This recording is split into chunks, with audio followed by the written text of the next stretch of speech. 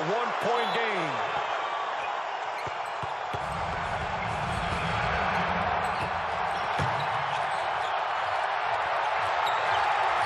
Bryant for the win.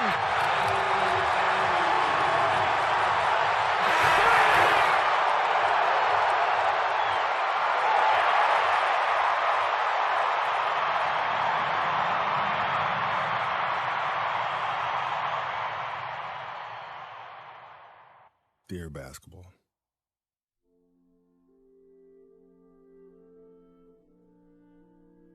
From the moment I started rolling my dad's tube socks and shooting imaginary game-winning shots in the Great Western Forum, I knew one thing was real. I fell in love with you.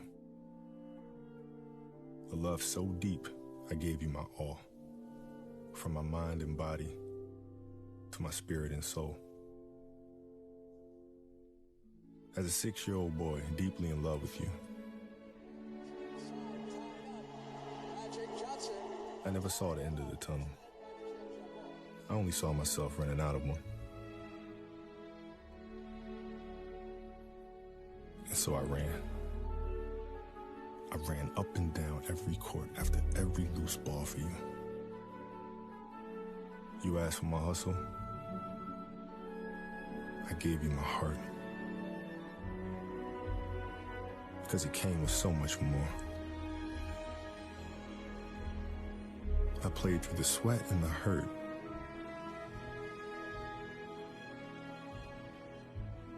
Not because challenge called me, but because you called me. I did everything for you. Because that's what you do when someone makes you feel as alive as you've made me feel. You gave a 6-year-old boy his Laker dream. And I'll always love you for it. But I can't love you obsessively for much longer. This season is all I have left to give. My heart can take the pounding. My mind can handle the grind. But my body knows it's time to say goodbye. And that's okay. I'm ready to let you go. I want you to know now, so we both can savor every moment we have left together. The good and the bad. We have given each other all that we have. And we both know, no matter what I do next, I'll always be that kid with the rolled up socks, garbage can in the corner, 5 seconds on the clock, ball in my hands. 5, 4, 3, 2, 1.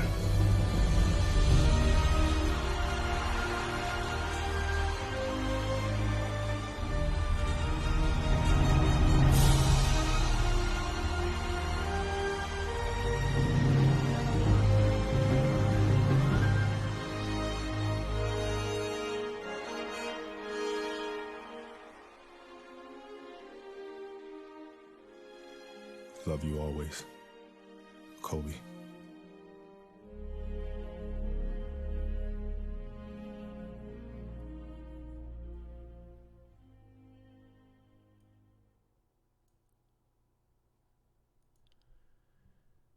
So, for any of you listening out there, that was the audio from the animated short Dear Basketball that came out, I believe, in 2016.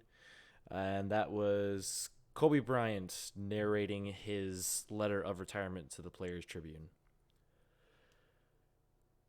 It's obviously well known now, and the news has been public for a little over a day now, of the tragedy that occurred yesterday. I think I heard roughly around 1 o'clock or 11 a.m. Eastern time. Of course, Kobe Bryant, his daughter Gianna Bryant, John Altobelli and his family Carrie and Alyssa, Christina Mauser, pilot Ara Zobayan, I hope I'm pronouncing that correctly, and Peyton and Sarah Chester, all perishing just over Calabasas yesterday in a horrific helicopter crash. Obviously, the news has rocked not only the basketball world, not only the sporting world, but the world in general. And it's,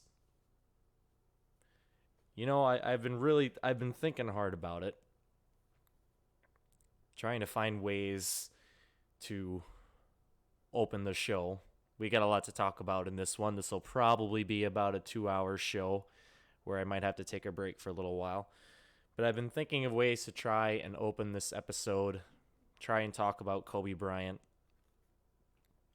And I think the best way I could try and start this, I suppose, is saying that if you know me and you know the show or you've listened to the show, you know we don't talk about basketball.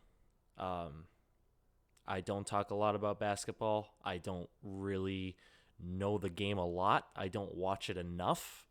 I'm not intelligent enough to talk about the sport at length. So I don't. Because I know my audience is probably mostly hockey fans. But I can still talk to you about Kobe Bryant. Because for me, I am currently 23 years old, born in 96. And obviously the discussion of greatest of all time always comes into the mix when you're talking about Kobe Bryant. The argument's always there for Michael Jordan or for LeBron James or for Bryant or what have you. That was my mom's favorite player, was Michael Jordan, but Michael Jordan's last game, I want to say, was in 2002, which would have made me 6 at the time. Bryant, I actually was able to watch when I was old enough to understand what was going on. And again, I've never been much of a basketball fan, but there was something about the emotion and the intensity and the play style of Kobe Bryant that allured me to him. He was electric on the court, night in and night out. Arguably the most consistent athlete in all of sports. He was, not to mention all of the accolades that Kobe Bryant has received. I mean, 18-time All-Star, 5-time NBA champ, 2-time gold medalist for the Olympics, 2-time finals MVP. He was an NBA MVP. And he won an Oscar. He won an Oscar for the audio that you just heard at the top of the show.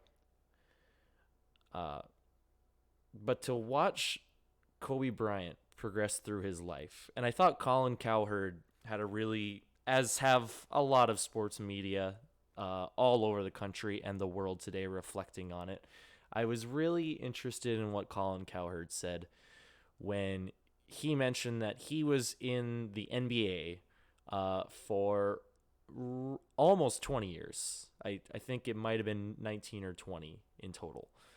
And of course, Kobe Bryant tragically passing away at age 41 yesterday.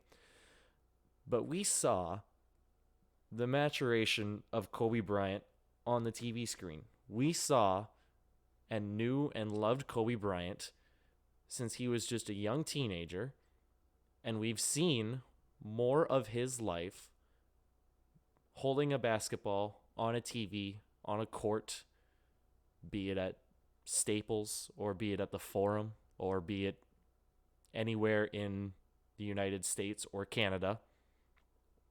And we saw him transform over his 20-year career into an absolute beast, a legend, one of the greatest athletes we will ever see in our lifetimes and the lifetimes of our children. The fact that I'm even talking about Kobe Bryant, and the fact that when I pulled in to grab a bite to eat for my drive back from the All-Star game, which we'll get to a little later, the fact that I was rendered speechless, the fact that an airport in Charlotte went dead silent when CNN and ESPN broke the news, the fact that you've got broadcasters weeping on air for the loss of this incredible man speaks immense volumes about how much of an impact Kobe Bryant had, not just on the NBA, not just on sports, but on the entire world. The entire world. Even Italy. How many of you knew that Kobe Bryant was actually born and raised in Italy? So even, Italian shows are having dedications and contributions to him. I know either China or Japan, they have a statue of Kobe Bryant.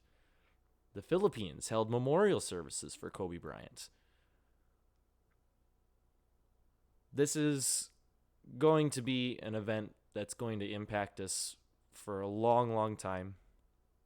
I think the shock for many people is still sinking in. But it's a real dark day in the world of sports, obviously. And again, it's difficult to put into words the impact that Kobe Bryant left on the world, for both good and for bad. A lot of sportscasters have been sports personalities, I should say.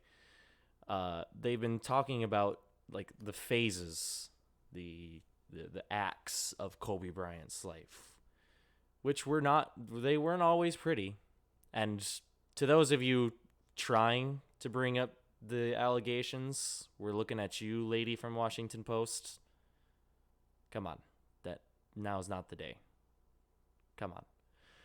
But to come back from something like that, and the man's work ethic is truly unparalleled. I don't know if we've seen any commitment to the game of basketball quite like Kobe Bryant's. I don't think we've seen a singular commitment to a sport quite like his.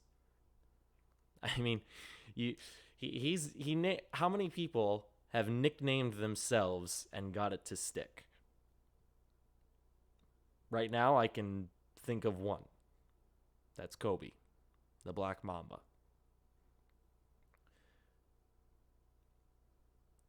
Of course, all of our thoughts, our prayers, our deepest condolences are with the families, with the Bryant family and his wife and his surviving 3 children, with the Chester family, with the Altobelli family.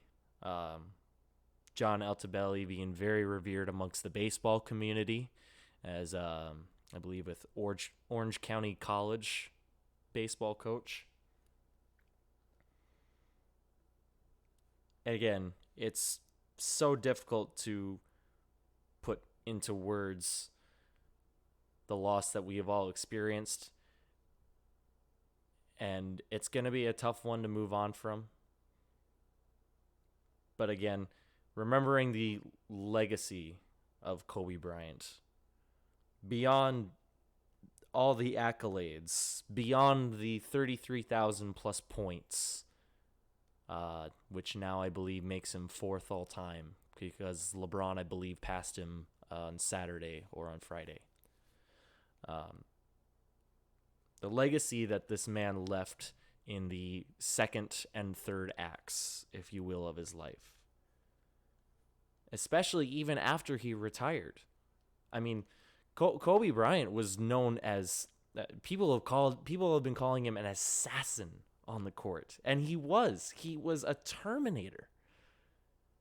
he may not have always been the best teammate to play with. He was definitely hard to play against. He was about damn near impossible to play against. But seeing the way he progressed on after basketball is just as admirable as all the things that he did while he was in the NBA. And again, there was Dear Basketball. There was his multimedia platforms. There was him coaching his daughter's basketball team, the Black Mambas. Again, words cannot adequately describe right now the grief and the mourning that the sports world is feeling right now. It has rocked the nation. It's been on every single sports channel. It's been on most news channels. Again, from all of us at Blues Rants and from myself with the BRP, we wish our deepest condolences to the families, friends, fans, everybody involved in what has been a true tragedy. We wish the very best for Kobe Bryant and his family. And again, we know the impact has already been seen. You've got Sergio Ramos at Real Madrid wearing his jersey with the team as they held a moment of silence before practice. You have the Rocket Spurs game where both of them let the 24-second shot clock run out in honor of Kobe, who obviously wore number 24 with the Lakers. The Dallas Mavericks just retired the number 24, and Kobe Bryant never played for them.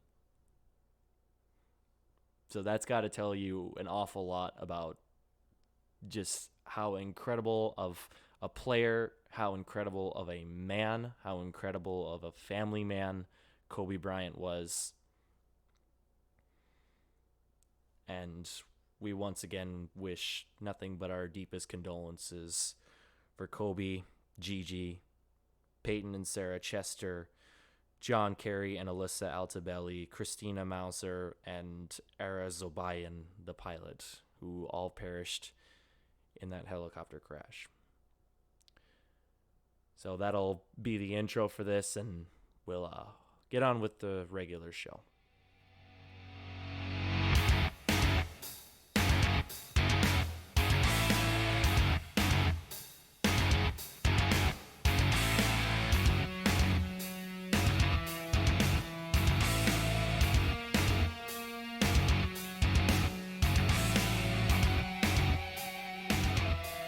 So it's been a little while since we have talked. Welcome again to the show. This is the Blues Rants podcast. I am your host, as always, Philip Miller. And we have an awful lot to talk about from the All-Star game in St. Louis. The last time I left you, actually, we had just lost to Colorado. So we'll get into quick little recaps of those games. We'll tee up tonight's game against Vancouver. And just try going over all the stuff that we missed, because there's a lot of it. We will open the show, however, with the last two games the Blues had before the All-Star break. I believe that's the last time I've recorded a show. Talk about 3-2 overtime loss against Philly. Talk about the 5-3 loss versus Colorado. So opening with that loss against Philly, I said 3-2 and it was 4-3. I apologize. I was completely wrong there. Once again, I have been proven right that we can't play good on national TV, and it sucks. I did not see a whole lot of anything interesting from the Blues, to be honest with you. They were especially bad in the second period. They allowed 2 goals. Came out of it with a 1-0 lead after the first period. Allowed 2 goals. David Perron, once again, forces overtime when the Blues pick up a pair in the third period. And I believe it was Travis Konechny. It's been a little while. I believe it was Travis Konechny that ended it in overtime. in a pretty much all Philadelphia dominated overtime. Again, we were looking to go perfect 5 for 5 on the homestand. We were looking to set a franchise record. We didn't do either of that. And I especially remember getting a little peeved at the post-game comments. Your typical "we got a point" mentality. I did not like that. But in all fairness, we go now to the Colorado Avalanche game, 5-3 loss, which I don't think the scoreboard really adequately reflects. It was honestly a pretty close game. Almost all the way through. Well, not the second period. I take that back. The second period was really bad. I believe Colorado scored 3 in that second period. But the Blues, really, I think they came back with a vengeance in the third. It fell short, unfortunately, of tying the game. I thought for a long while that was still a game that could have gone either way, despite how bad the second period was by St. Louis. Obviously, Andre Burakovsky getting 2, Nathan MacKinnon scoring, Landeskog and Cale Makar. My biggest concern out of that game, and this is now going to be a concern that sticks with me for the next, when's playoffs? Like 4 months? 3 months, because Jordan Binnington gets pulled again for, I want to say, the second or third time this season. Another time before that, surprise, surprise, Colorado. I think maybe we've found Jordan Binnington's kryptonite. Now, again, he's not put up as good a numbers as he did when he came on with the team at this time last year, at the beginning of the new year for 2019, which is expected. He went on an absolute heater, and the Blues rallied around him on that. And I think he's been good, but now these losses against Colorado specifically are starting to worry me, because we know that Colorado's going to get in the playoffs. I think that goes without saying, barring any massive injuries or a total slump by their defense, which is still, in my mind, pretty solvent. Not a lot of depth there, but they're still a top 6, top 5 team in the league. So there's a very high chance that we see Colorado in the playoffs. If things were to advance right now, I'm pretty sure it would be Avalanche and the Stars in the first round, and the Blues and insert whatever wild card here in the first round. But you got to think that the Avalanche are going to do something and go farther forward, especially after getting snake bit in the second round against the Sharks.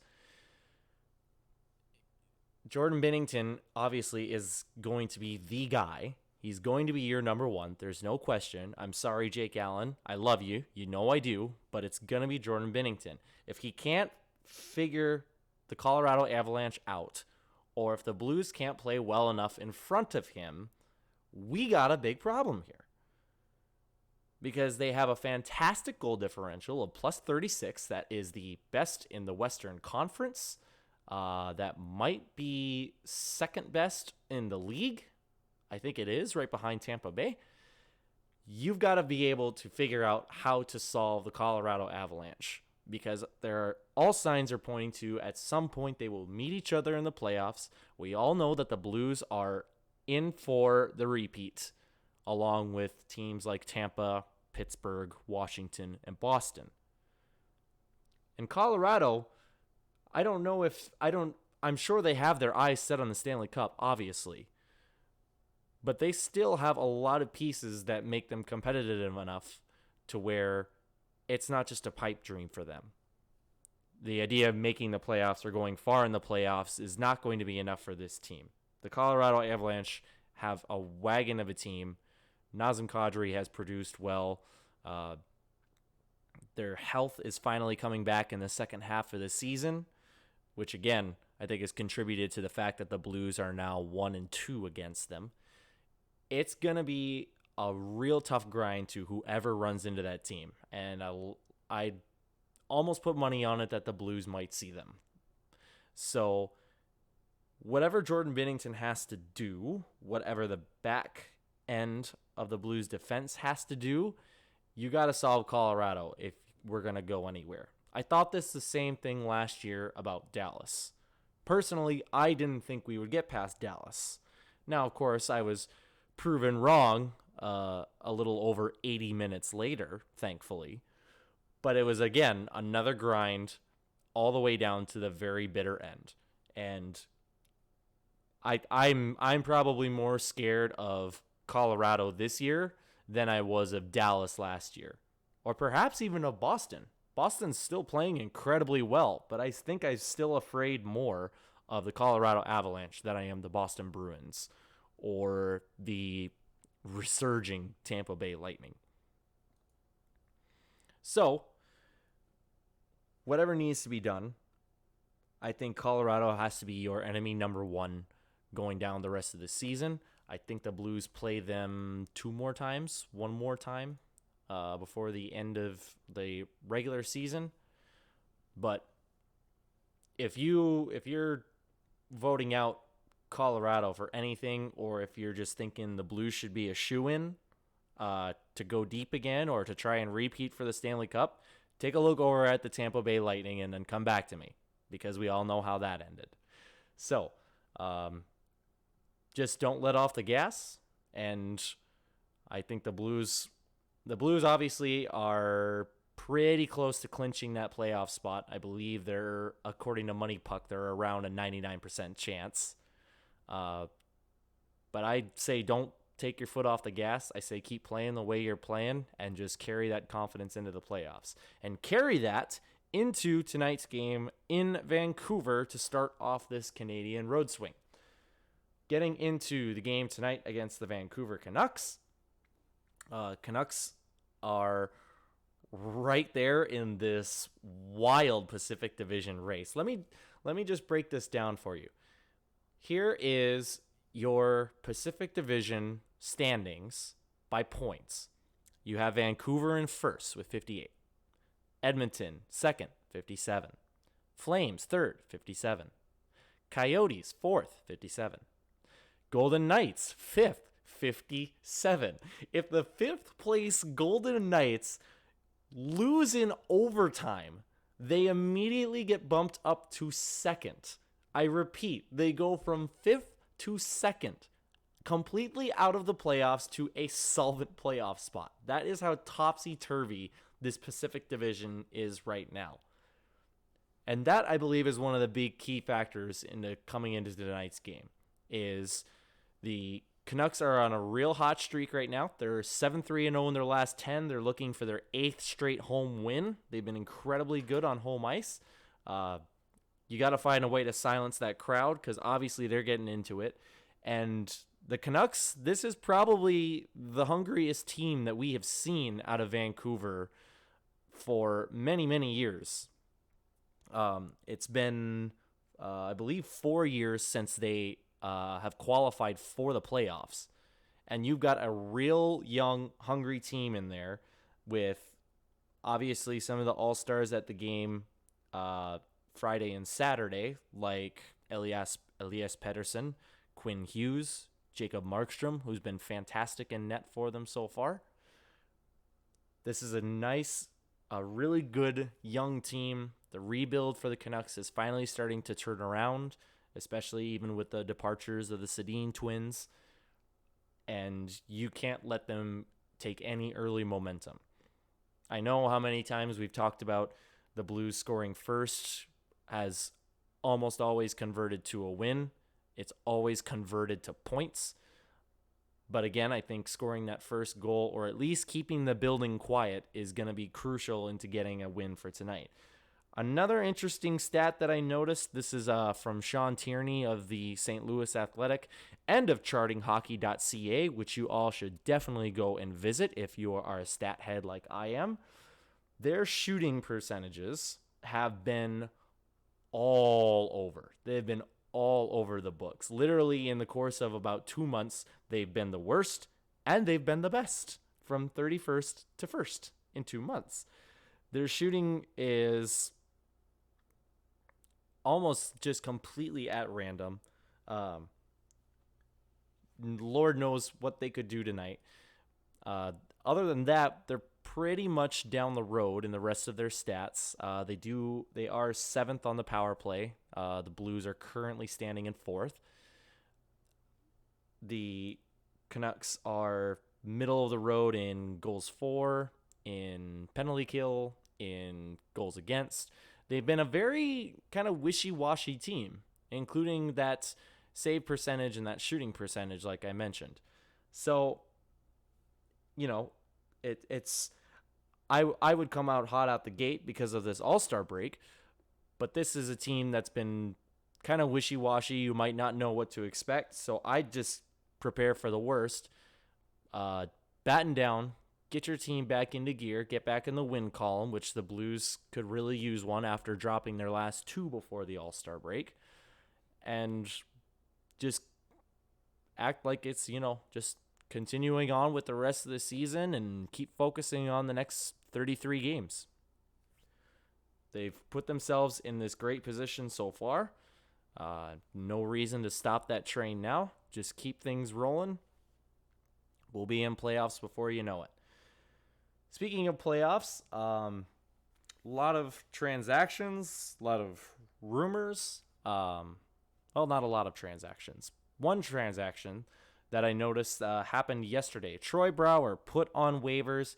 He has since cleared them, and he is now with the San Antonio Rampage in the AHL. He is considering his options for moving on. Obviously, Troy Brouwer could either be one of those depth players. We've got a lot of depth players for a team that's looking to repeat. Or maybe he's just considering being done, or maybe he just wants to tear it up with the Rampage for a little while. Who knows? It's an interesting spot for Troy Brouwer right now. Obviously, the Blues will be getting Sammy Blais back probably anytime here soon. He's not scheduled to skate tonight. Who is skating tonight, however, is Colton Parayko. He will be back in the lineup tonight with Jay Bouwmeester on the second pairing. He's finally gotten enough rest for whatever that kind of weird upper body injury was that was retroactive to January 3rd. But missed only 7 games, which is more games than he's ever missed before. But sounds like he's back and ready to play, which is great news for Blues fans to hear. We will definitely need him down the stretch as he's become one of the more elite defensive defensemen for us, or at least maybe a two-way defenseman even, because we would like to see a little bit more offensive production from him because he's got a wicked slap shot, which Doug Armstrong even talked about. So next thing I want to get into, some of the trade rumors. St. Louis Post-Dispatch reporting, having a conversation with Doug Armstrong. Armstrong says, "You're always looking to see if you can improve your team, and if we can improve our team in our top 6, I think we can take a look at that. A lot of that will have to do on the updated medical information I get on Vladdy. Obviously, Vladimir Tarasenko has been injured since November? October? Was it late October that he got injured? I think it was late October. But Vladdy is optimistically scheduled to return around April. Worst case scenario, probably for playoff time, which is not something you really want to have, considering the winger has been out for, my goodness, I got to think back now, the last 2-3 months, essentially. Completely not able to really do much with that shoulder surgery. I can never say that. Why can't I say shoulder surgery? It's not that hard of a word. It's not that bad of a tongue twister. But Doug Armstrong continues anyways. My first choice would be to have Vladdy playing sooner than later, but medically, those shoulders, the surgery he had, it's a fixed timeline of approximately 6 months. It's not something you can really change. getting Vladdy back is our number one thing, and if we don't do that, or we don't believe he'll be back for any regular season games, we may look at adding some support into our top 6. Of course, you've got Sammy Blais returning, and who knows if he remains as productive as he did when he started the season with O'Reilly and Perron. But if we were to pursue somebody in the top 6, that's a real interesting debate now to have, because as we've said before time and time again, and as Pierre LeBrun's just reported in The Athletic, that probably that go-to guy would be to get Chris Kreider of the New York Rangers. But now that you look at Chris Kreider, he's been continually just getting better. He's scoring more goals. He was at the All-Star game this weekend. That trade value is only going up. And I always have to think of, if you're going to make a trade, if you're going to try and go after somebody, does it make your team better? Kreider, I believe that's a yes, but I also now have to say at what cost, because I don't think you're just going to throw in a guy like Sanford and a pick and everybody's hunky-dory. I think New York's going to ask for an awful lot for a guy like Kreider, and I believe that, well, first of all, we know that Armstrong probably doesn't want to do that, because he also says that he doesn't want to pursue any depth players, because we have plenty of depth. We're all good on the bottom 6. We've got guys like Barbashev, De La Rose, McEachern, and insert any name here from the AHL. You've got Sundqvist, who even plays on the depth lines well. You've got Steen, Bozak, Sundqvist. The list goes on. We've got plenty of bottom 6 depth. Top 6, however, is usually the same. It's Schwartz, Schenn, Perron, O'Reilly, and then 2 or 3 guys that just slot in occasionally. So as far as pursuing for a guy like Kreider, now you have to think of who else you're going to have to give away. Because again, that value I think for Chris Kreider is going to be too high. Now Kreider would be a perfect fit with St. Louis. I think the way that he plays over in New York would be perfect for us. But there's a lot of stuff that I think you'd have to give away. I think you'd have to give away mid to high draft picks probably. You'd have to maybe give away a bunch of low draft picks or like a single high draft pick, and I don't think Armstrong wants to do any of that. And considering the situation that the Blues are in, first overall in the Western Conference, why would he want to do that? So Kreider is obviously one option that the Blues have in terms of pursuing. There's, of course, Tyler Toffoli with LA, which I think I've heard that there have been talks there. I don't want to confirm that or deny that. There's guys like Alex Galchenyuk that I've mentioned in the past. There's a guy like Nick Ritchie that could be like a 1-for-1 for Zach Sanford if they feel that Sanford's still not producing. But again, it's the question of, does it make your team better? And I think the only player that actually does that would be a Chris Kreider. And I don't think there's anybody else really on the market that's that valuable, or that Doug Armstrong is saying, okay, yeah, we need this guy. Now, if you open to a certain trade and the Rangers accept it and it's really, really good for the Blues, by all means, run with it, go with it. But I do not see New York giving away I do not see New York giving away Chris Kreider for pocket change at this point. He's improved his game vastly the last 20 or so games. Obviously, you've got an all-star in your hands. You have a former first-round pick on your hands in Chris Kreider. And beyond, I think that's all that needs to be said. So the Blues have their options. We know they want to pursue a top 6 now, according to the general manager, if Vladdy's outlook is not positive, which we'll find out probably in mid to late February. Of course, the trade deadline coming on February 26th. Is that when the trade deadline is? I'd have to look that up again. But it'll be way more interesting in less than a month here to see if the Blues actually make any moves. Personally, I don't think they do. I think the depth has really stepped up for the Blues this season, especially with all of the injuries and with, of course, the Vladdy Tarasenko injury. I think we're starting to finally get our team back in business with Carl Gunnarsson, Colton Parayko, Sammy Blais will be returning. We're finally getting all of our guys nice and healthy again. Not that I don't think we've been overly injured for the majority of this season, but we've had our ups and downs. And of course, Vladdy is the big red flag, but we are still comfortably in first. Just imagine when Vladimir Tarasenko comes back for the playoffs. Then Colorado should be a little worried. But all that being aside, that's some of the stuff that I read on getting trades down. The Post-Dispatch also continued on re-signing Alex Pietrangelo. Kind of sounds like same old to me. They threw a number at him back in September. They didn't agree with it, and that's where we've been so far. Doug Armstrong says, it only takes one phone call to get it done, and we haven't had that phone call yet, so we'll just keep forging ahead, and we're not going to talk about it, understanding that he's not talking about it either because it's really not necessary. So, obviously, the motivations are, let's see if we can get another one, and then we'll continue on from there.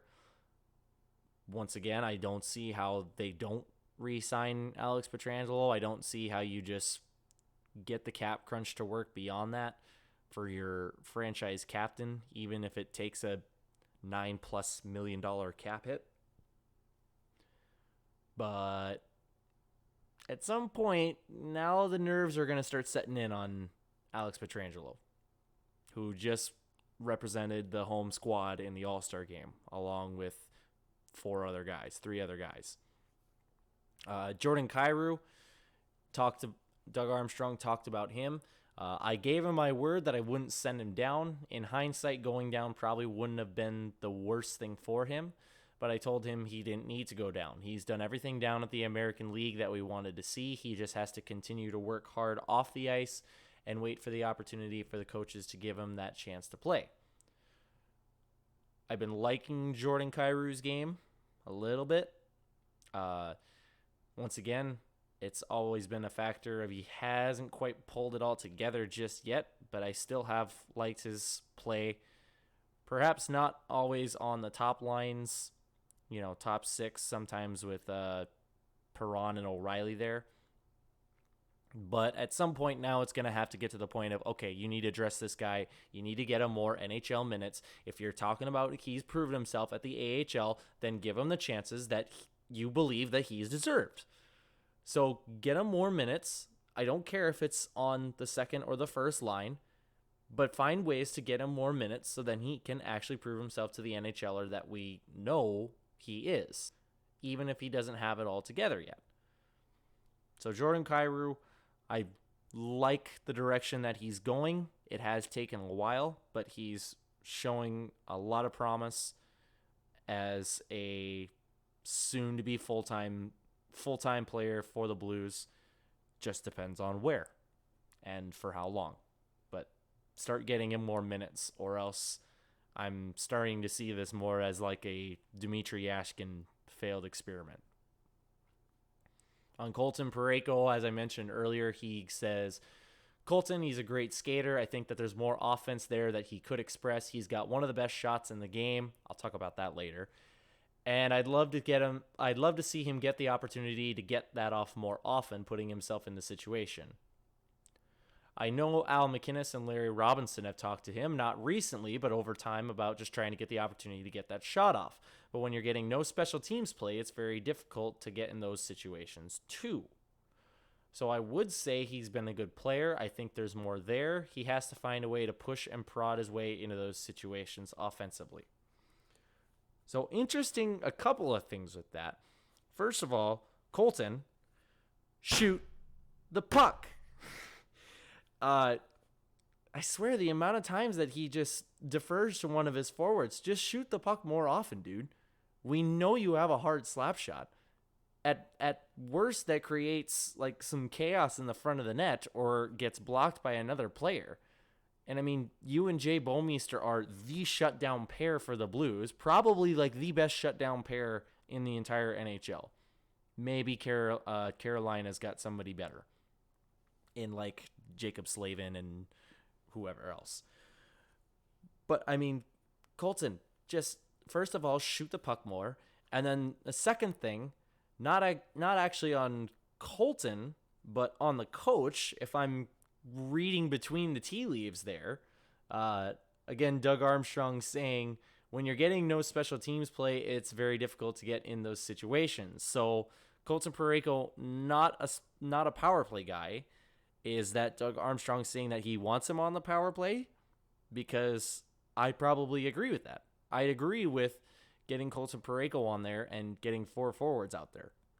Now, I used to dislike the 4 forwards concept, but I think I saw a stat somewhere that it's provided more dividends. It's worked on the power play way more in the last few years. I mean, this year specifically, it's like had an astronomical increase in productivity. But so then get a guy like Colton Parayko out there. I mean, I don't see what the harm of it is. I think you either run Pietrangelo or Falk if you're going to do 1 D-man and 4 forwards. Otherwise, just run that pairing first. Then just run Colton Parayko for the rest of it. I understand you're supposed to have your top line out there for about 90 seconds of the 120-second power play, but give Colton Parayko more of a shot.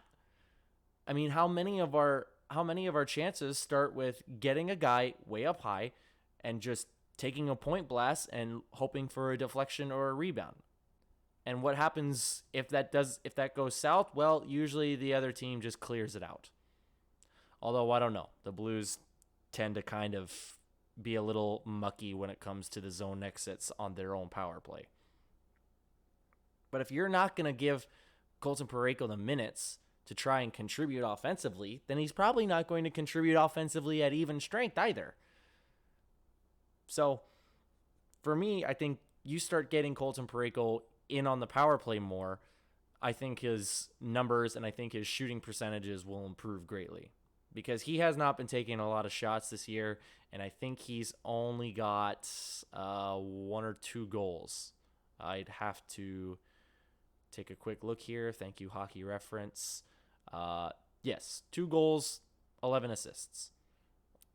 For a guy like this, who I think is going to be the new future for the defensive core of the Blues after guys like Bouwmeester and or Pietrangelo, I think he's that guy that you slot in maybe with Justin Falk. But it's got to start with him actually being able to contribute a little more offensively. I know he's a fantastic shutdown defenseman, one of the best there is, but I think that's the next way to elevate his game, is to start shooting the puck more, try get him more minutes on the power play, see what goes on from there. Doug Armstrong keeps going. He talked a little bit more about Jake Allen and Jordan Binnington. Jake's a veteran player, and I think in any walk of life, you do anything for a long time, you're going to have high stretches and low stretches. That's very true. Jake, he was going through a difficult stretch last year, but he's still a number 1 goaltender.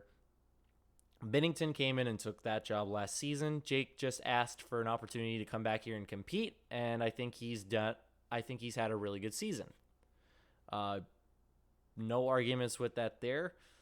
You know, Jake Allen has a lot of the Blues all-time stats or close to that for both good and bad. It's like Carey Price. Like, Carey Price is like the number 1, like one of the greatest goaltenders in Montreal Canadiens history, but he's also got like the most losses for the Montreal Canadiens because he's just been there so freaking long. And that's the same thing with Jake Allen. I think Jake Allen has had a wonderful comeback season. I know we really struggled there at the opening of the 2019 season, or the 2018-19 season, I beg your pardon.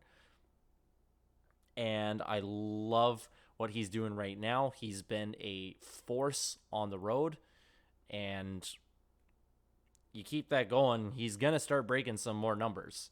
The Blues have shown no interest of moving on from him, at least for this season, and I think that's paid off really well for them because he's shown that he can still prove himself as a number one goaltender in this league. You can't always compare him relative to Jordan Binnington because sometimes that's a little unfair. Now, would he be a number one goaltender on my team? No. But Jake Allen's still got the potential for a lot of these other teams that are trying to slog through rebuilds or still fighting for a playoff spot. I would have said that about Columbus. And then, this guy by the name of Elvis Merzlikins, which is still my favorite name in the NHL ever, just comes out of nowhere and goes on an absolute tear. I mean, who genuinely thought Columbus would do this well after that much turnover last season? I mean, you lost Declare, who's tearing it up in Ottawa. You lost Panarin, who's tearing it up in New York. You lost Duchesne, who's playing well in Nashville.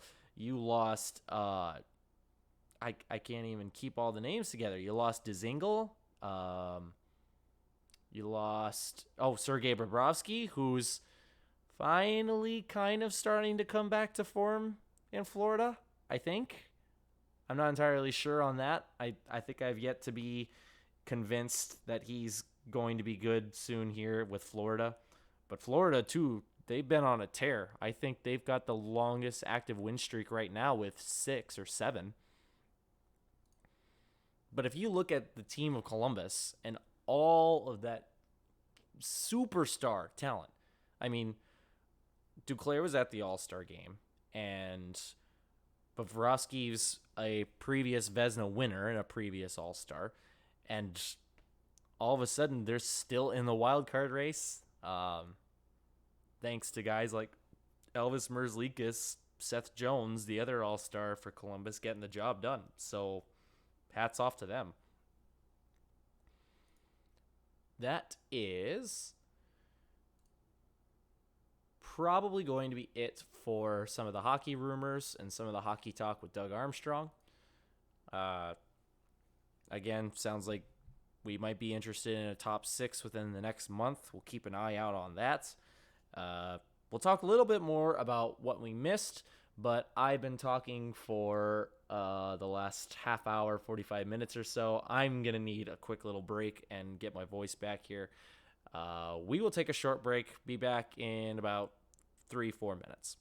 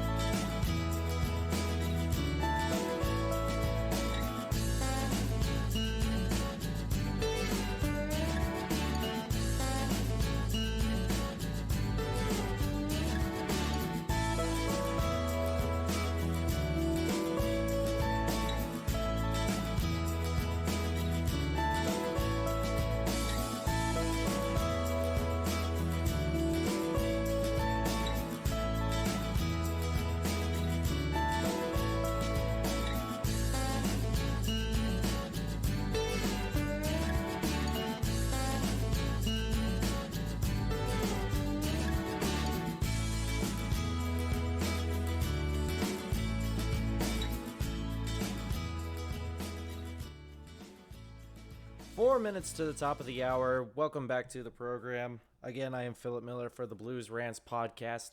We got a game coming up tonight in case you missed it. Blues Canucks back in NHL action tonight at 8 o'clock Central Time out at Rogers Arena in Vancouver.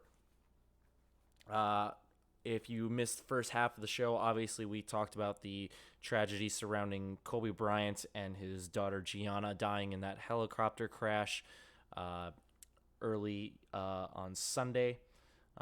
Kobe Bryant, of course, 18-time All-Star, a 5-time NBA champion, 2-time Olympic gold medalist, a 2-time Finals MVP.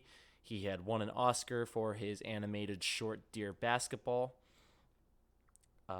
Obviously, all of our thoughts, prayers, condolences, all of our grief goes out to Kobe Bryant's family, as well as the families of Peyton and Sarah Chester, John Kerry and Alyssa Altobelli, Christina Mauser, and Ara Zobayan, the helicopter pilot. Again, Kobe Bryant passed away yesterday at the age of 41 in a helicopter crash. We also talked about the 4-3, I got it right this time, the 4-3 overtime loss against Philadelphia, the 5-3 loss against Colorado before the All-Star break. Talked a little bit about tonight's game against Vancouver. We will get into what we missed towards the end of the program. We won't keep you too long. We got puck drop here in a little over an hour. But I wanted to start talking about the All-Star game, which, of course, we kind of got to get to.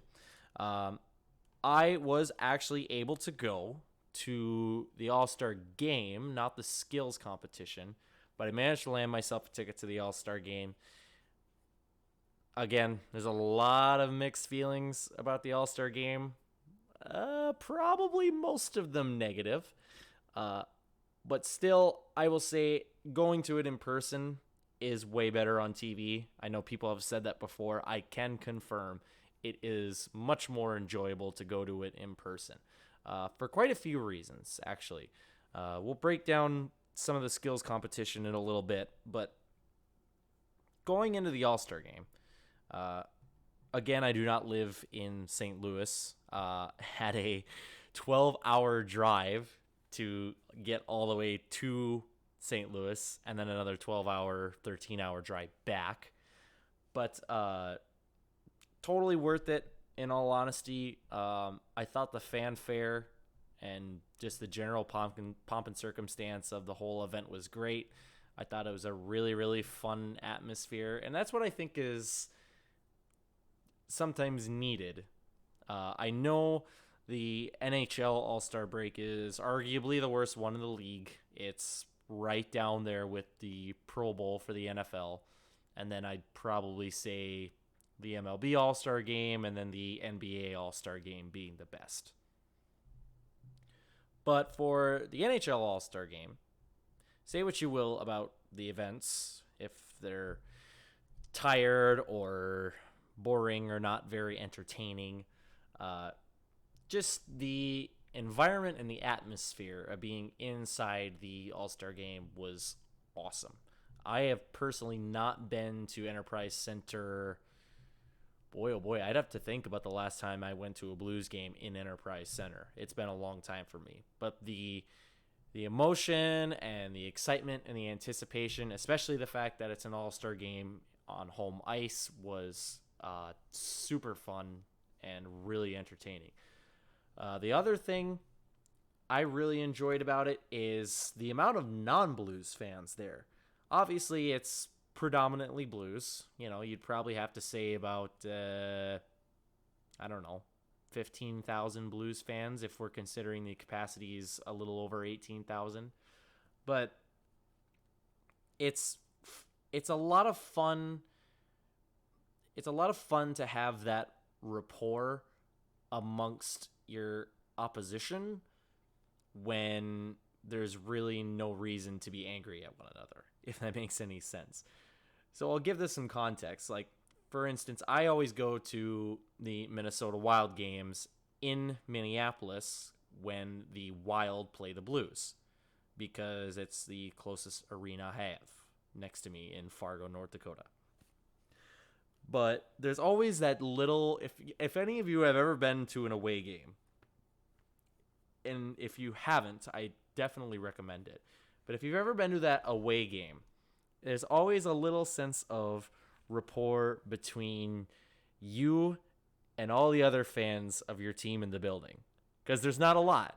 And especially like for Minnesota, who's all green, the moment you see a blue jersey, you're pointing it out and you're calling it out. There's a unseen bond between sports fans in that regard. And Colin Cowherd, when he was speaking about Kobe Bryant today, mentioned that too.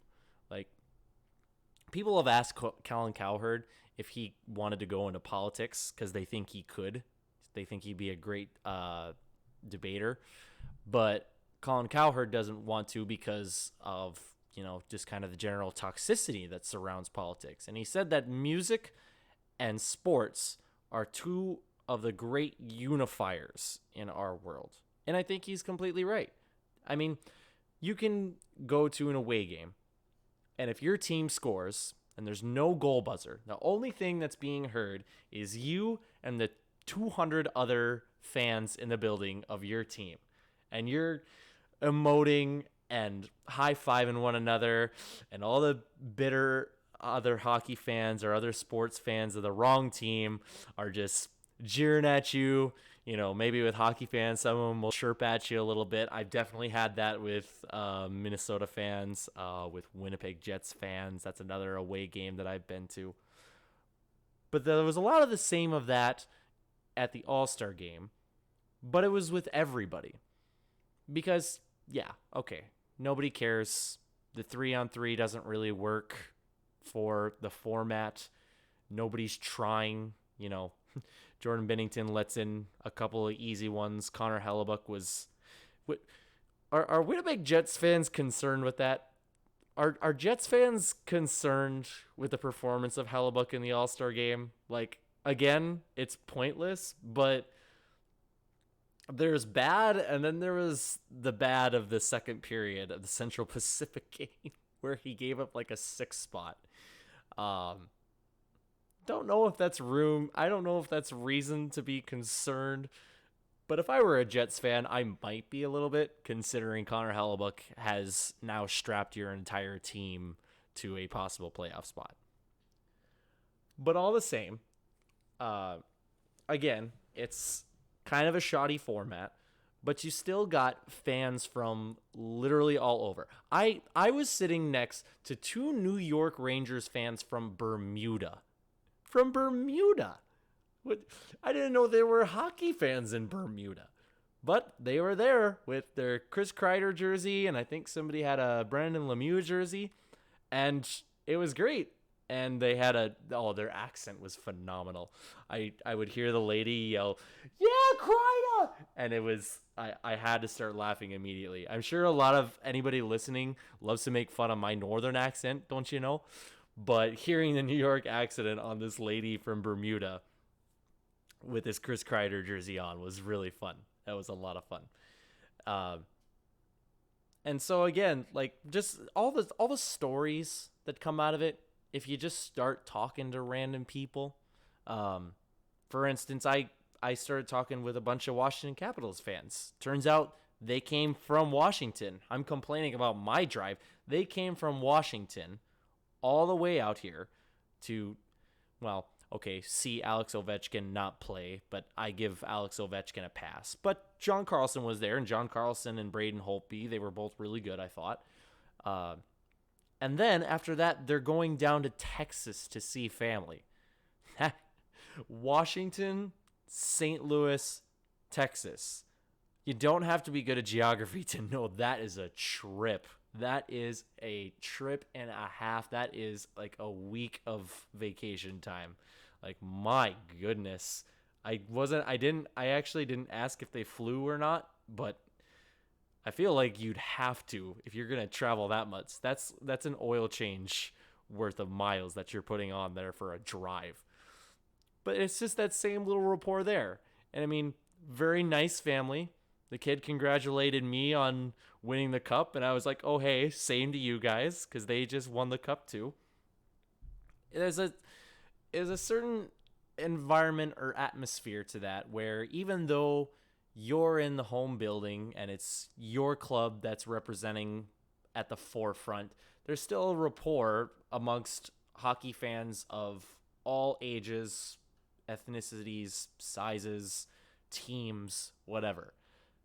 That might have been my absolute favorite thing of the entire All-Star break was the animosity towards Patrick Kane, but also kind of the cheering for Patrick Kane, because obviously, so Patrick Kane wins the what do they call it, like the Shooting Stars competition. Again, kind of a miss on that one, but whatever.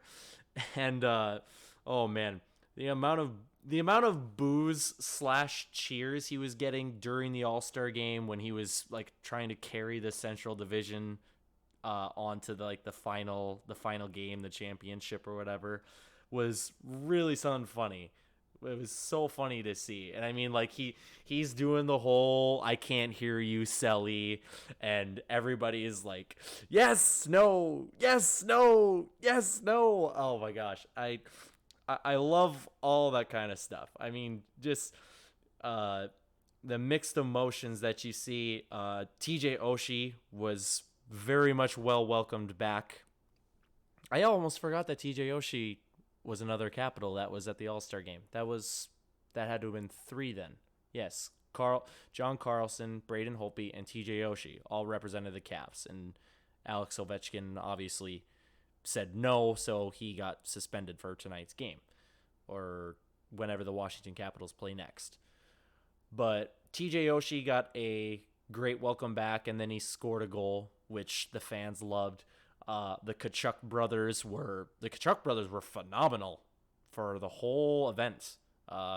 They loved the Tkachuks down there, especially when Matthew Tkachuk took off his jersey for that Shooting Stars thing, and he had a Cardinals jersey underneath it, a Yadier Molina jersey. That was great. I loved that.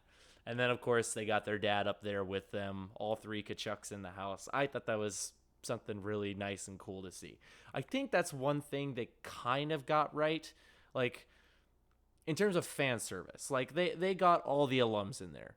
They got Al McInnes in there for the hardest shot. They got Keith Tkachuk in there. They got Brett Hull in there for the Shooting Star thing. Guys like Cam Jansen and Barclay Plager were around, celebrating. I ran into Andy Strickland, and he was definitely not sober. And you can find it on my Twitter at Phil Mill. But I put up a picture. I was gonna try and get a picture of him as I was walking out the door, but then all of a sudden I noticed somebody else. Martin Brodeur literally walks up to him to say goodbye to him, and my jaw almost hits the floor. So I take a picture with Martin Brodeur as Andy Strickland is talking to like some of his other buddies. Andy Strickland comes up, puts his hand on my shoulder and on Martin Brodeur's shoulder, and photobombs us. And that made it so much better. It made it 1,000 times better. I absolutely loved it. And I mean, he apologized for it on my Twitter and everything, and I was like, no, that made it 1,000,000 times better. I'm so glad you actually decided to photobomb us. Me, just this random Blues fan, and Martin actual Brodeur. It was a really fun time. I also met Steve Dangle, which had to have been the literal highlight of my entire trip. If any of you don't know, Steve_Dangle, follow him on Twitter right now. If you're not, what are you doing with your life? He's got a great book, This Team is Ruining My Life, But I Love Them, all about his love-hate affair with the Toronto Maple Leafs. And if any of you have watched him on Sportsnet on his podcast SDP, which is highly better than the BRP, the Blues Rants podcast, I'm not afraid to admit. He is genuinely a super kind person. He is a really cool guy. I got to talk to him for just a couple of minutes before I snapped a picture with him, which is now my new profile picture on Twitter. But just a genuinely kind guy. And, obviously he's just been reacting to fans and doing his job. Basically, he was on the red carpet for Friday night. And, I had the conversation with him, and he was precisely what I expected him to be. Since I had never actually met him before, I've only watched him on YouTube or on TV or what have you. But Steve Dangle, absolute phenomenal person, really cool guy. Thank you so much, Steve, for entertaining me for the 5 minutes. I hope he got Emo's Pizza, because at the time he told me he didn't. And any St. Louis listeners out there, he's got to have Emo's. And don't even try to tell me no. Don't even try to tell me no. Emo's is the best. But yeah, after all that's been said, I think they did as good a job as they could have with the All-Star game. I think it's now more on the NHL's part to be like, okay, how do we make these events more interesting? I mean, seriously, like how? Because barely anybody watches it on TV anymore. The events are stale, I guess, at best, probably. The 3v3 format doesn't really work too well. Again, none of the NHL players try because they don't want to risk injury. Although Freddie Anderson for the Toronto Maple Leafs made a lot of sprawling saves and seemed to actually be trying real hard. Watch the replays. They're all on YouTube for free. But watch Freddie Anderson playing in some of the games for the Atlantic Division. He really seemed to try and give it more effort than some. And then, of course, Green Day during the intermission. I had the worst view of Green Day. They were facing the other side of the ice. But him dropping all the F-bombs, make some effing noise, St. Louis, let's go bleeping crazy. I loved that. I know they might get in trouble for that. I know the NHL's probably not happy with that, or NBCSN or whoever would, be responsible for something like that, but I loved it. Other notable things about the All-Star game, frickin' Charles Glenn, man. The moment he, the PA announcer said, and the former anthem singer for 19 years, the place erupted. The place completely erupted. And once again, he crushed the anthem. Can anybody sing the anthem the way Charles Glenn does? Now that you've been watching Blues hockey for so long, can you sing all the different little cadences and twists that Charles Glenn throws into it, including his his of the free hold that he holds for 10 plus seconds? Because I can do that now, and I did at the game. And I even had a fan of the Blues next to me just go, that was worth the price of admission. Also worth the price of admission, Layla Anderson crushed it. She crushed those announcements. I mean, that is a little... How old is she? 11 now? Is she 11, 10, 12? I walked by her and I said hi and told her that she did a good job. But she nailed that. I mean, this is a little 10-year-old girl or whatever who's been an absolute warrior battling with HLH, the autoimmune disease, for those of you not familiar. And she rocked it more than a lot of hockey PA announcers that I've heard, in the hype ups for players and stuff like that. That was absolutely phenomenal. I think she's got a serious future in that, and I look forward to seeing more of her and perhaps any sort of broadcast future. Of course, one of the huge highlights for St. Louis Blues fans, first of all, Jordan Binnington getting it done, 10 for 10 on the save streak challenge. Only allowed in one goal, I think, the whole time, but then he went, 10 straight without allowing a goal. He got real lucky that Leon Draisaitl just suddenly miffed it, which Leon Draisaitl does not do a lot of, but the goalpost was his best friend there. So that was real cool to see. Also, Tomas Hertl putting on the Justin Bieber mask and not being able to score on him. By the way, Justin, I feel cheated. I just want you to know, JB, if you're listening to the podcast, JB is still waiting for you. Why don't you come out and actually put your end forward? Dye your hair platinum blonde or whatever you said you do if you lose the bet. And, of course, there's all the money to charity, which is the main takeaway of that. Beg your pardon, I'm losing my voice here. I'm not supposed to be talking for this long. But all in all, the All-Star game I thought was still fun. Fun for somebody that actually went to it and watched it live. David Perron got a goal with all three Blues players grabbing assists on the ice.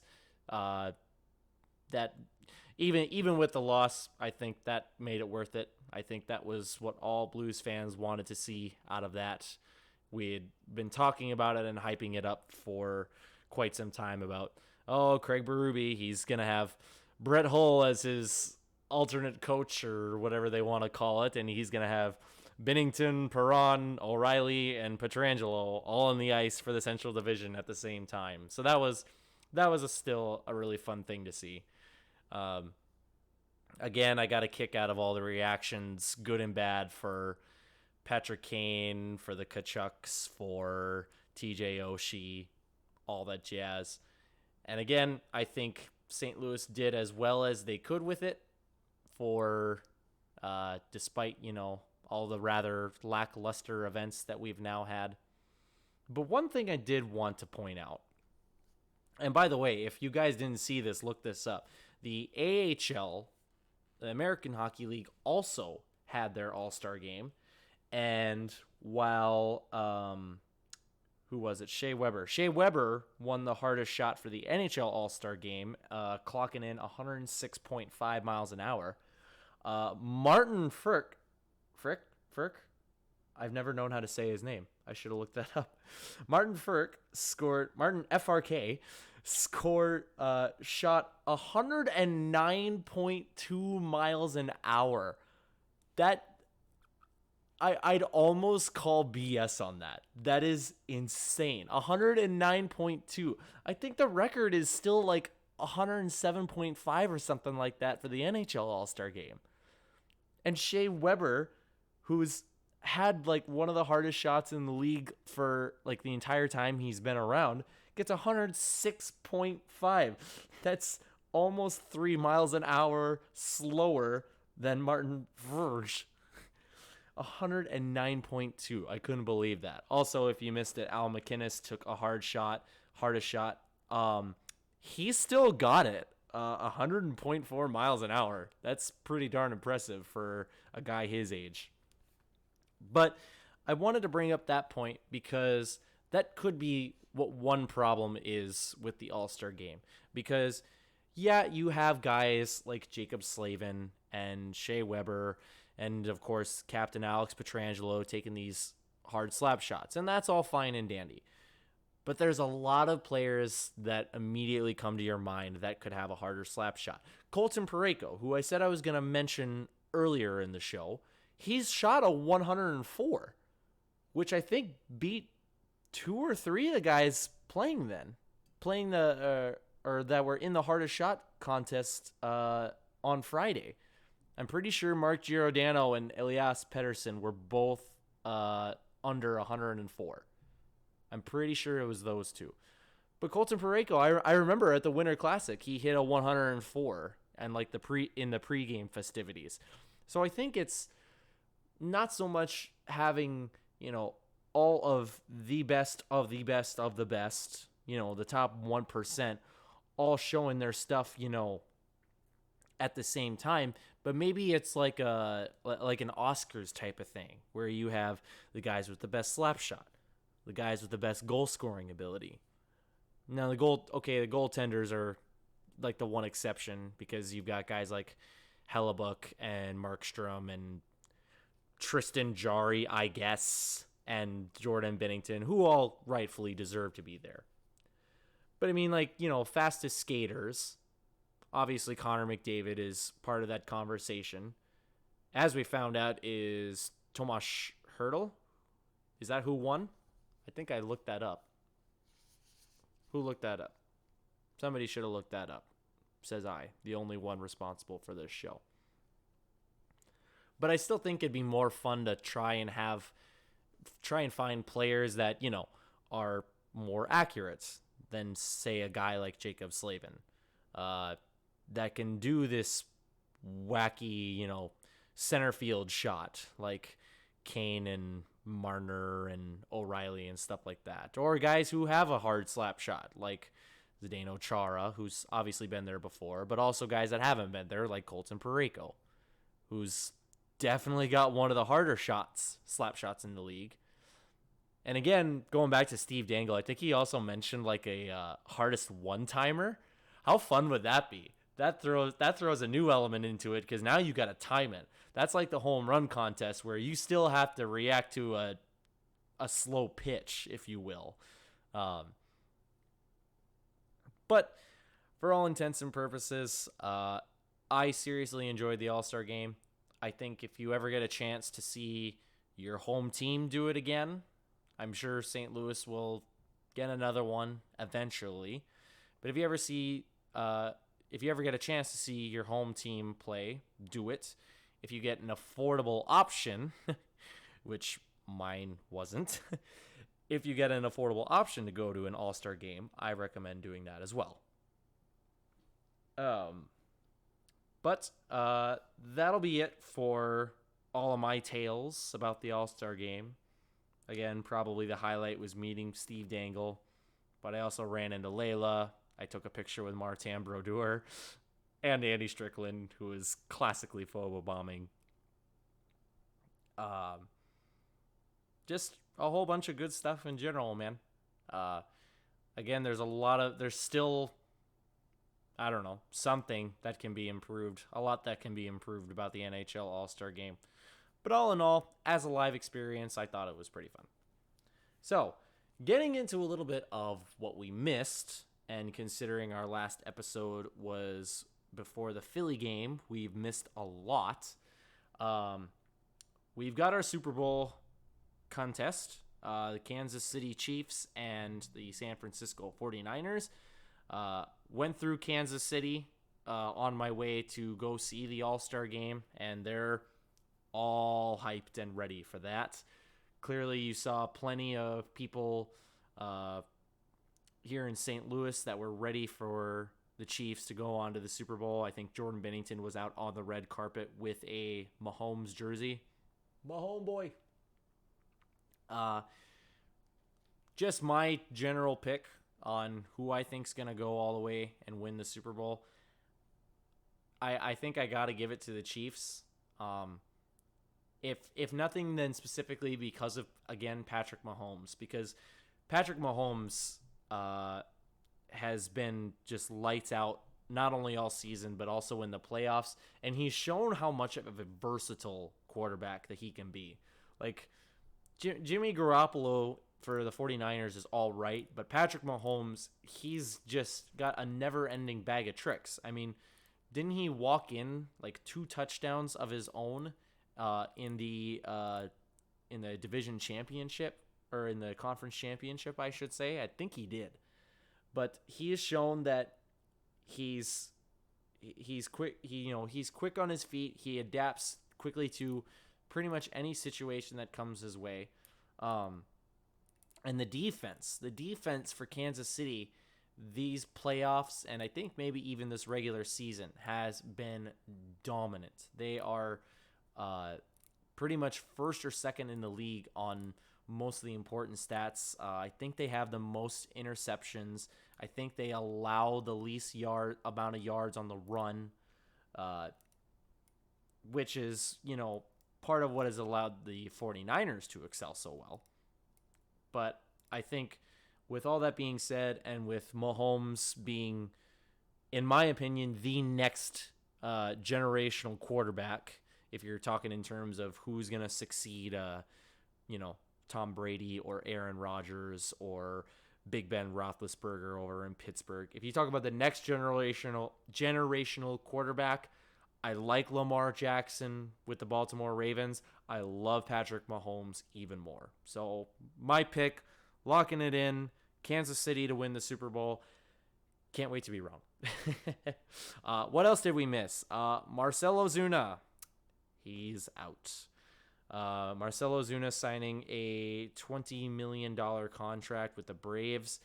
If I heard sources correctly, I think the Cardinals offered him a 19.8, which either confuses the hell out of me or just tells me that Ozuna really did not want to continue playing in St. Louis, which I totally understand. But at the same time, $200K, like, you're going to hold out for $200K. But anyways, Marcell Ozuna will not be with the Cardinals next year. He is with the Atlanta Braves. I still like the direction that the Cardinals are going. I like Mike Shildt as a manager. I think we all do, relative, to Mike Matheny. And of course, just general MLB news. It's on fire. Obviously, the sign stealing fiasco has blown wide open in the last week. Houston Astros penalized with their first and second round draft picks. Their manager and general manager were suspended for a year, only to be fired 3 seconds later by the owner. Jose Altuve, who is with the Astros, a lot of rumors circulating about him wearing that buzzer on his chest when he hit off that walk-off home run against Bregman.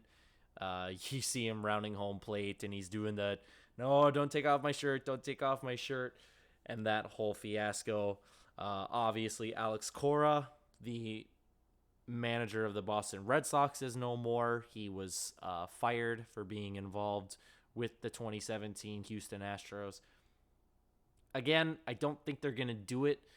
I want them to take the Houston Astros World Series title away. I genuinely do. I think at the most it gets an asterisk. There's obviously going to be some form of sign stealing with every MLB team. And I think I even saw a random player or a former player on Twitter accuse La Russa of doing that, like back in the 80s. I don't know. I don't know if there's any truth or validity to that, but I did definitely hear something about La Russa being accused, although that's not been investigated further because La Russa is retired anyways. But again, I have almost no doubt in my mind that every team in some way, shape, or form does or has done it. But the Houston Astros were the first to get caught. And I think the Houston Astros, in my opinion, had the how can I phrase this? The worst possible means of cheating, essentially.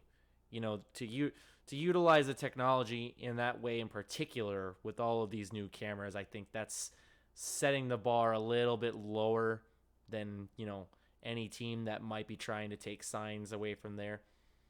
And because if you were to look at the massive steroids era and you look at guys like Barry Bonds, you could even look at Mark McGwire. You could look, the list goes on. You could look at A-Rod. In my mind, the sign stealing is worse than the steroids.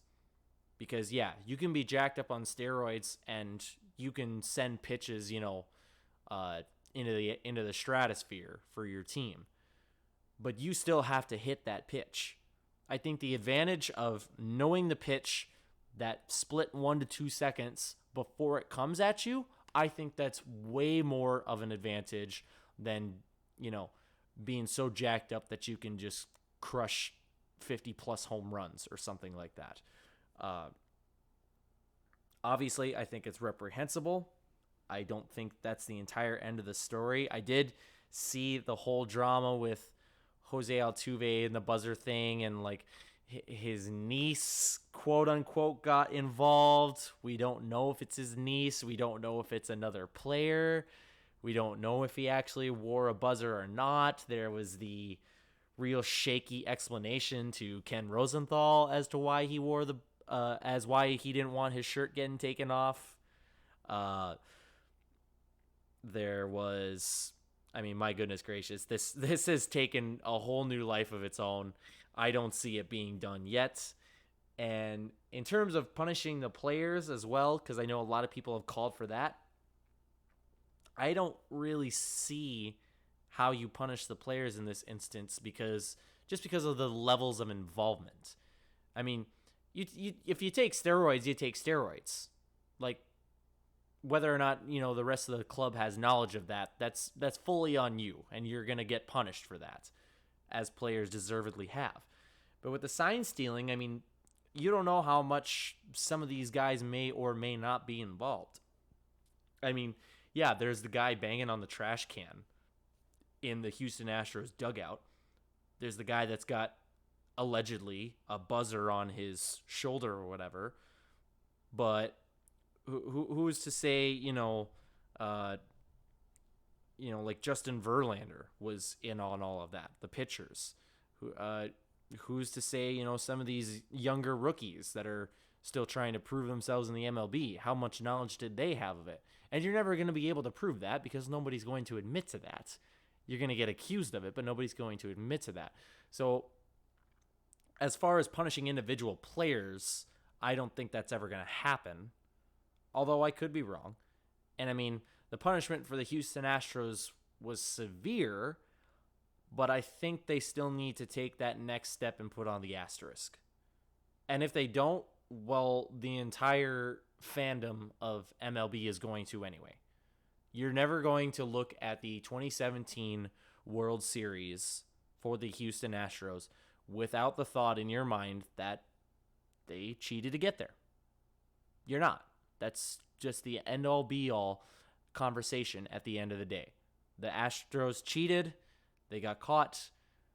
There was punishment. There might be more. We will see. The MLB's got to make changes. They got to do something about it.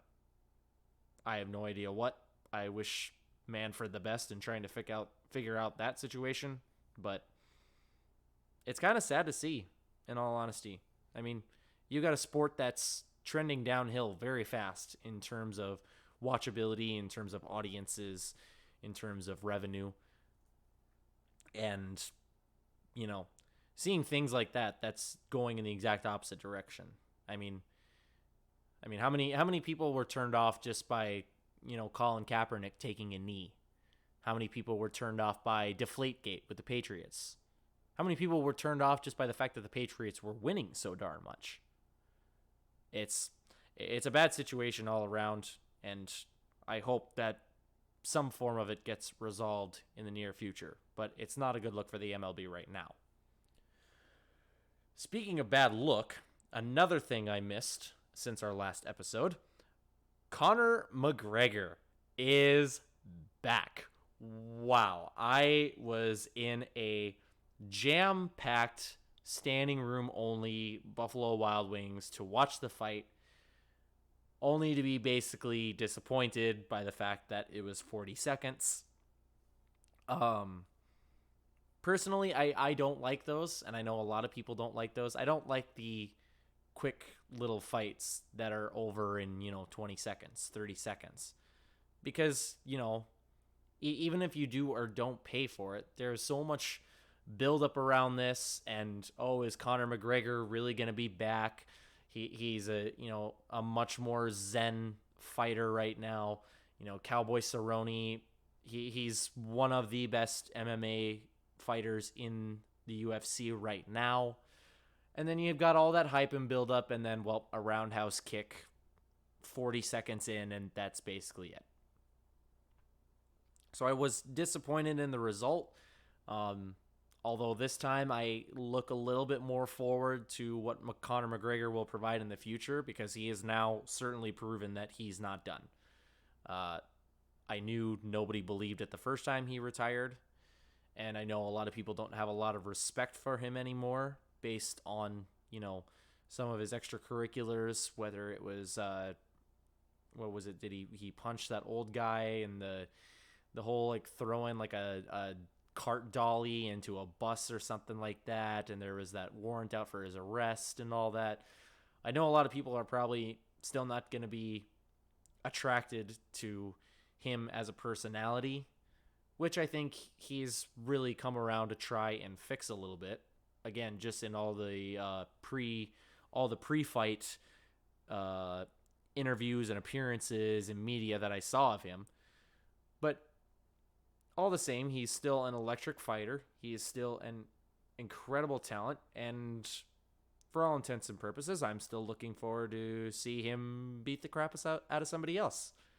Maybe don't do it in 40 seconds to make it a little more interesting. The 40-second TKO, that was his second fastest in his career. I think the fastest is 13 seconds, if I remember seeing that correctly. By the way, did anybody listen to Stephen A. Smith comment on it? Remember how I said I don't talk about basketball? I don't, because I don't know jack about basketball. And I'm sorry, Stephen A., you don't know jack about MMA. And I give him slightly a little bit of credit for trying to broaden his horizons, if you can defend that, but yeah, oh boy, that was bad. That was pretty bad. Like, when you're definitely at like a point in your job where you're still uneducated on it, but you try to sound smart to anybody that doesn't know your job, and then you come across like the one or two people that do know how to do your job. It felt a lot like that. And Stephen A. is probably one of the most knowledgeable basketball minds, basketball commentators in the game right now. He and Max Kellerman, like it or not, they get a lot of views. They have a very good audience. And Stephen A. is the kind of guy that, he's an emotional, charismatic speaker on the game of basketball. And he allures people with that. Allures is not the right word. He attracts people with that. He's got an excellent personality when it comes to talking or ranting or whatever about football and basketball. But I wouldn't try going into MMA. Not unless you decide you want to sit down and talk with Joe Rogan for a while, because you don't know what you're talking about. Other than that, that's really all I have for what we missed. This has been a long episode. I'm going almost an hour and a half here by my time, a little bit over that. So I think I will end the episode there. If you're still with me, thank you for listening. My name has been Philip Miller. This has been the Blues Rants podcast.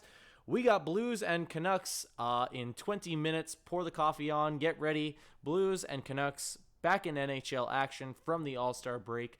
9 o'clock, Rogers Arena in Vancouver, British Columbia.